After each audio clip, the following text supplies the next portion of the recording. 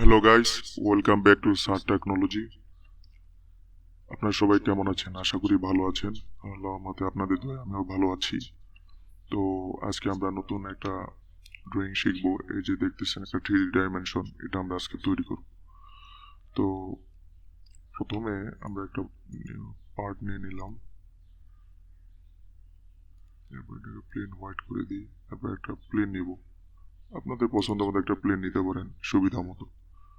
তো এখান থেকে আমি টপ প্লেন নিলাম, এটাকে স্কেচ করলাম। স্কেচ থেকে লাইন, এই যে পয়েন্টারটা দেখছি এখানে একটা ক্লিক করব।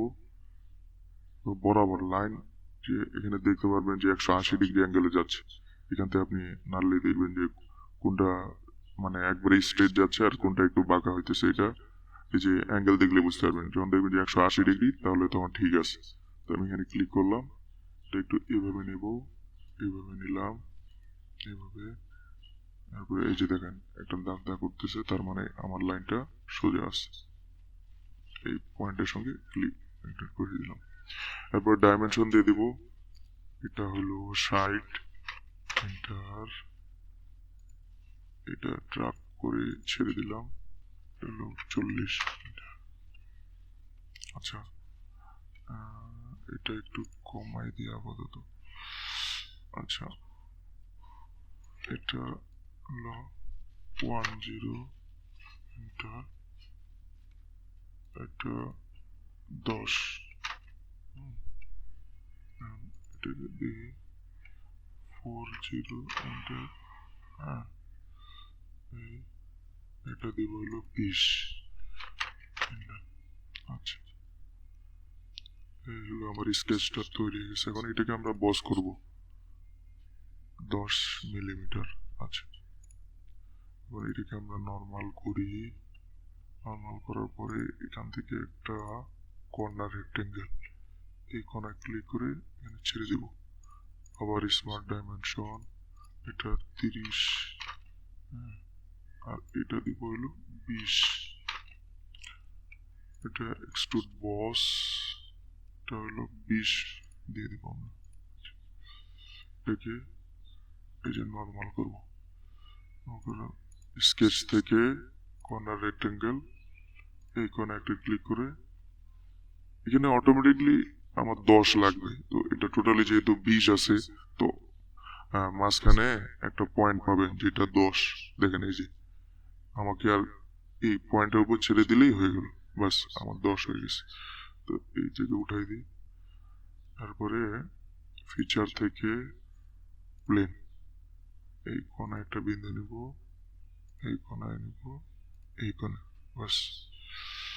এখন এটা মনে নিলাম। স্কেচ থেকে লাইন, এখানে একটা এই যে কোন একটা বিন্দু আছে, এই যে লাইন, এই যে একটা লাল একটা বিন্দু দেখাচ্ছে এখানে, এটার সঙ্গে অ্যাডজাস্ট করে দিলাম। ফিচার থেকে এক্সট্রুড কাট, ঠিক আছে, এটা উঠাই দেন, বাস। দেখেন, আর এটাকে হাইড করে দেবো। এটার উপর রাইট ক্লিক করে হাইড করে দিলাম।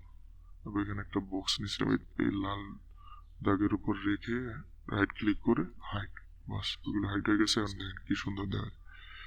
তো আমরা এই বস্তুটা দেখেন তৈরি করে ফেললাম খুব সুন্দরভাবে। তো এটাকে যদি এখন আমরা রিয়েল ভিউ গ্রাফিক্স দিয়ে দিই তাহলে একবারে অরিজিনাল, হ্যাঁ, যে মনে হচ্ছে বাস্তবে একটা বস্তু, মনে হচ্ছে 3D।